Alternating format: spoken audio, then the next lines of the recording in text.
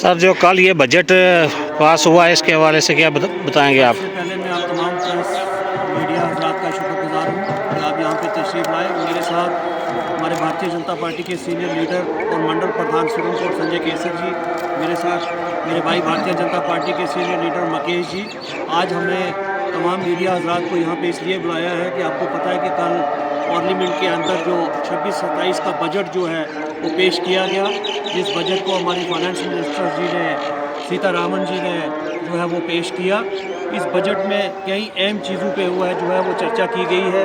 सबसे पहले तो मैं ये कहूँगा कि ये बजट कहीं ना कहीं हमें विकसित भारत की तरफ जो 2047 मोदी जी का सपना है, ये पूरा बजट हमें उसकी तरफ लेके जा रहा है। यहाँ पर इस बजट में कई चीज़ें जो है वो की गई हैं। सबसे पहले तो मैं ये कहूँगा कि इस बजट में हॉर्टिकल्चर को सबसे बड़ा फ़रोग़, कई लोग कल मीडिया के अंदर कह रहे थे कि इस बजट के अंदर जम्मू कश्मीर को क्या मिला। सबसे पहले मैं उसकी बात करूँगा कि जम्मू कश्मीर की जो हमारा पिछला बजट था, जो 25 और 26 का बजट था, उससे एक्स्ट्रा हमें 2000 करोड़ रुपया जो है जम्मू कश्मीर गवर्नमेंट को एक्स्ट्रा मिला है।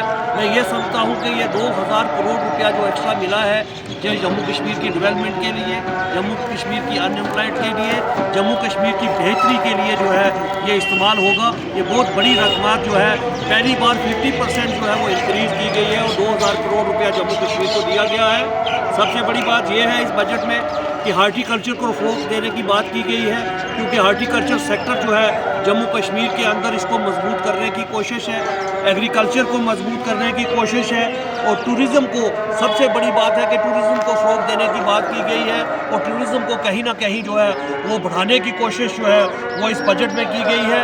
एजुकेशन पॉलिसीज़ को, चाहे वो प्राइमरी हो, हायर एजुकेशन हो या उससे हायर एजुकेशन हो, जो हमारे बच्चे फ़ॉरेन में पढ़ने के लिए जाते थे उनके लिए 50% सब्सिडी जो है वो की गई है। उनको भी कहीं ना कहीं जो है उनको भी बहुत बड़ा जो है, या कोई टूरिस्ट हमारा जो है फ़ॉरेन में जाता था उसके लिए भी बड़ी चीज़ों का बेहतरी की गई है। इसी तरह मैं ये कहूँ कि हेल्थ के अंदर सबसे बड़ी बात यह है कि हर डिस्ट्रिक्ट हॉस्पिटल्स के अंदर हेल्थ में इंफ्रास्ट्रक्चर को मजबूत करने की बात की गई है और मज़ीद उसमें बेडिंग बढ़ाने की बात की गई है। और हेल्थ के अंदर आप देखिए कि पूरे हिंदुस्तान के अंदर इस वक्त जो हमारा हिंदुस्तान है, सबसे बड़ी बीमारी जो है इस वक्त कैंसर और शुगर की बीमारी जो है वो पूरे हिंदुस्तान के अंदर जो है काफ़ी मकदार में पाई जाती है।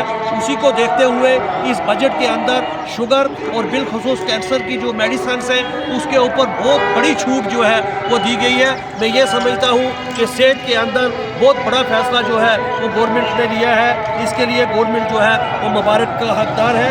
इसी तरह कई और चीज़ों के ऊपर भी जो है यहाँ पर जो है उन्होंने अपना अपना जो है वो विचार रखा है। कई बड़ी डेवलपमेंट के प्रोजेक्ट हैं, रेलवे लाइन्स हो, टूरिज़्म हो, एजुकेशन हो, हर सेक्टर को मजबूत करने की बात की है। मैं ये समझता हूँ कि एक बेहतरीन बजट जो है ये लाया गया है। इसी सिलसिला में ये बताऊँ मैं कि हर डिस्ट्रिक्ट के अंदर एक जो है गर्ल्स हॉस्टल बनाया जाएगा। ये गर्ल्स हॉस्टल का कंसेप्ट वो नहीं है जो स्कूल और कॉलेज में बनते थे। ये गर्ल्स हॉस्टल जो बनाया जाएगा हर डिस्ट्रिक्ट में बनेगा और इसमें जितनी भी हमारी बहनें, चाहे तो वो एजुकेशन ले रही हैं या कहीं प्राइवेट ट्यूशन्स कर रही हैं या किसी प्राइवेट महकमे में नौकरी कर रहे हैं, इस हॉस्टल में उन हमारी बहनों को फुल फैसिलिटीज़ जो है वो दी जाएगी। मैं ये समझता हूँ कि एक बहुत बड़ा कदम जो है सेंट्रल गवर्नमेंट की तरफ से लिया गया है। इसके लिए मैं सेंट्रल गवर्नमेंट का, बिलखुसूस मोदी जी का शुक्रगुजार हूँ कि एक बेहतरीन बजट जो है इस बार पेश हुआ है और आने वाले 2047 को विकसित भारत की तरफ कहीं ना कहीं हमें ले जा रहा है। अब मैं गुजारिश करूँगा कि संजय जी भी आपने इस बजट के ऊपर जो है पूरी प्रतिक्रिया रखेंगे। संजय केसर जी। सबसे पहले तो मीडिया बंधुओं का शुक्रिया अदा करता हूँ कि वो आज इस प्रेस कॉन्फ्रेंस को लेने के लिए आए हैं। तो मीडिया ही हमारे पास ऐसी शक्ति है जिससे सारी जो बातें हैं वो एक्सप्लोर होती हैं। तो मैं इनका तहे दिल से शुक्रिया अदा करता हूँ। जहाँ तक बजट की बात है तो आपके साथ अज़हर मुराद साहब ने बड़ी अच्छी तरीके से उसकी व्याख्या की है, मगर मैं एक बात कहना चाहूँ कि इस बजट को हम इंस्टीट्यूशंस बिल्डिंग बजट का नाम देंगे और इंक्रीमेंटलिस्ट बजट है ये, और ये विकसित भारत की ओर लेके जाता है। जिस तरीके से मोदी साहब ने और हमारी जो भावी अपनी मिनिस्टर हैं इसकी टैक्सेशन की, निर्मला सीतारमन फाइनेंस मिनिस्टर, तो उन्होंने एक अच्छा जो है ये कदम उठाया और एक अच्छा इस बिल को पेश किया है और अच्छा जो बजट है वो यहाँ हमें देखने को मिला है। इसमें बहुत सारी बातें हैं कि एक तो यूथ के लिए, स्पोर्ट्स के लिए, एक्टिविटीज़ के लिए पैसा जो है वो रखा है और 53.7 लाख करोड़ का ये बजट जो है 9वां बजट ये पेश किया गया है। और निर्मला सीतारमन यही चाहती हैं कि गरीब का कल्याण हो। जो सम्मान निधि किसानों को मिल रही थी उसको भी आगे बढ़ा दिया गया है और वो जारी रहेगी। मोदी साहब ने कहा कि मेरा अगर किसान खुश है तो उससे भारत भी खुश है। उसी के साथ साथ हेल्थ के हब बनाए जाएंगे, तो हेल्थ सेक्टर के लिए पैसा दिया गया है, एजुकेशन के इंफ्रास्ट्रक्चर के लिए पैसा दिया गया है। बहुत सारी इंफ्रास्ट्रक्चर की कमी है और मोदी साहब ने ये पहल की है और उसके लिए पैसा रखा है। उसी के साथ साथ कैंसर की दवाइयाँ जो अभी ऐसे मनाज साहब ने बताया कि 17 मेडिसिन जो कैंसर की हैं उनको सस्ता कर दिया गया है। और उसके बाद आजकल डायबिटीज़, हर किसी को डायबिटीज़ का रोग है, तो डायबिटीज़ की जो दवाइयाँ हैं वो भी सस्ती कर दी गई हैं। उसके साथ बैटरी सस्ती हुई है। उसके साथ साथ शूज़, जो चमड़ा उद्योग है उसको बढ़ावा दिया गया है। मैन्युफैक्चरिंग को बढ़ावा दिया गया है कि भारत में निर्मित चीज़ें जो है बाहर जाएँ, ताकि हम बाहर से पैसा लाएँ, हमारा पैसा जो है बाहर ना जाए, हम यहाँ से चीज़ें भेजें और वहाँ से वो एक्सपोर्ट और इम्पोर्ट का काम जो है वो चले। तो मैं शुक्रिया अदा करता हूँ निर्मला सीतारमन जी का कि जिन्होंने एक अच्छा बजट लाया है। और उसी के साथ मैं बताऊँ आपको कि 7 कॉरिडोर बन रहे हैं, हाई स्पीड कॉरिडोर, जो कि बंगाल, वाराणसी, तमिलनाडु और विभिन्न जगहों पर ये कॉरिडोर बनेंगे, जिससे हाई स्पीड जो ट्रेनें हैं उनको उनका सफ़र करने में हमें आसानी मिलेगी, हम जल्दी से पहुंच सकेंगे। तो ये भी एक बहुत बड़ी पहल है। रोड कनेक्टिविटी के लिए पैसा दिया गया है और उसके साथ साथ जो हमारी टनल्स हैं उसके लिए पैसा आया है और JNK को तो 2000 करोड़ पे एक्स्ट्रा मिला है। और मैं शुक्रिया अदा करता हूँ फिर एक बार भारत की गवर्नमेंट का, BJP गवर्नमेंट का, कि जो हमेशा सबका साथ, सबका विकास, सबका प्रयास और सबका विश्वास के साथ चलती है। और मुझे उम्मीद है कि ये बजट आम लोगों के फ़ायदे के लिए होगा। वैसे तो लोगों की आदतें होती हैं या पार्टियों की आते हैं तनकीद करने की, कोई खुश नहीं हो सकता, मगर कोशिश की है भारत सरकार ने कि अच्छा बजट देने की और ये हमें बिल्कुल 247 तक लेके जाएगा। हाँ, 1-2 बातें हैं कि मैं सरकार से कहूँगा कि जो SPOs हैं उनको थोड़ा सा अनदेखा किया गया है। मैं गवर्नर साहब से कहूँगा कि हमारी इस रिक्वेस्ट को माने, SPO जितने भी हैं उनको पक्का किया जाए।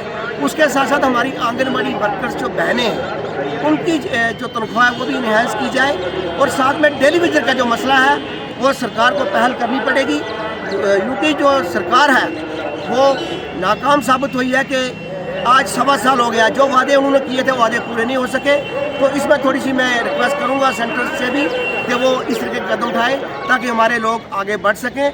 मैं एक बार फिर तहे दिल से सुरनकोट मंडल की तरफ से निर्मला सीतारमन जी को हार्दिक बधाई देता हूँ, शुभकामनाएं देता हूँ और यही दुआ करते हैं कि ये बजट लोगों के लिए हंसी और खुशी। अजहर मंदास जी, मेरा एक आपसे सवाल है कि जो पिछले साल यहाँ टेंडर का काम करने के लिए जो पैसा मंजूर हुआ था, अभी तक वो काम शुरू नहीं हो पाया, इसकी क्या वजह है? देखिए, बड़ा अच्छा क्वेश्चन आपने किया है। टनल्स का पैसा जो है वो रिलीज़ हो चुका है, उसकी पूरी पेमेंट रिलीज़ हो चुकी है, कंपनी को ठेका हो चुका है और आने वाले कुछ ही दिनों में देखेंगे कि टनल्स का काम भी शुरू हो जाएगा। और आपके चैनल के माध्यम से मैं ये भी कहना चाहूँगा कि सेंट्रल गवर्नमेंट ने तो अपना बजट पास कर दिया है और 6 तारीख को स्टेट गवर्नमेंट का बजट पास होने जा रहा है। उसके लिए मैं अपने चीफ मिनिस्टर साहब से ये गुजारिश करूँगा कि यहाँ पर जो डेली विजर्स का मसला है, हमारे आंगनबाड़ी बहनों का मसला है, फॉरेस्ट महकमा के अंदर जो लोग जो है नौकरी कर रहे हैं, बिजली के अंदर कर रहे हैं, PHEs के अंदर कर रहे हैं, एजुकेशन सेक्टर्स के अंदर कर रहे हैं, NYC हमारे जो युवा बच्चे हैं उनका मसला है। इसी तरह सेंट्रल स्पॉन्सर्ड स्कीम के अंदर जो MG नरेगा के अंदर लोग काम कर रहे हैं और जितने भी हमारे अनएम्प्लॉयड किसी भी सेक्टर में काम कर रहे हैं, मैं तो सरकार से ये गुजारिश करूँगा कि ये जो बजट जम्मू कश्मीर का पेश होने जा रहा है इसमें उन लोगों को जो है परमानेंट किया जाए। अगर परमानेंट में कुछ रह जाता है, कोई कमी रह जाती है, तो सेम पे सेम वर्क उनकी सैलरी को जो है वो बढ़ाया जाए। जहाँ तक SBOs का जी राम जी एसपीओ का मसला है, एसपीओ का एक जनरल मसला है। संजय भाई ने भी कहा है, तो मैं गवर्नर साहब से भी ये गुजारिश करूंगा कि उनके लिए बेहतर और उनको परमानेंट किया जाए, उनकी सैलरी को भी बढ़ाया जाए। और जहाँ तक सेंटर स्पॉन्सर्ड स्कीम जो पहले एमजी निर्गा के स्कीम जो थी, अब अप्रैल में जो स्कीम है वो जो है जी राम जी जो नई स्कीम जो बनी है विकसित भारत जी राम जी, जिसमें पहले 100 दिन का पहले रोजगार था, अब 125 दिन का रोजगार मिलेगा।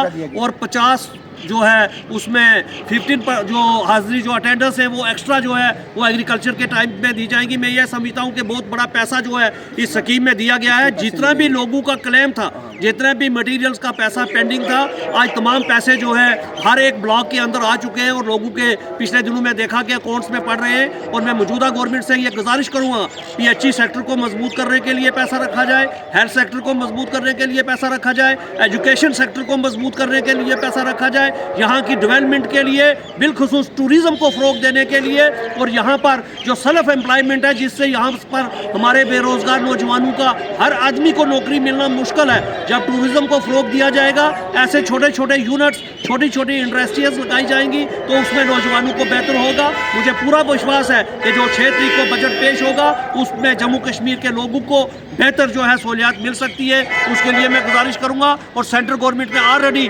2000 करोड़ रुपया एक्स्ट्रा देने का मतलब ही यही है कि यहाँ के लोगों की जो बेहतर डेवलपमेंट और बेहतर एजुकेशन और बेहतर हेल्थ सेक्टर जो है वो दिया जाए। मैं आप तमाम मीडिया हजरात का शुक्रिया करता हूँ।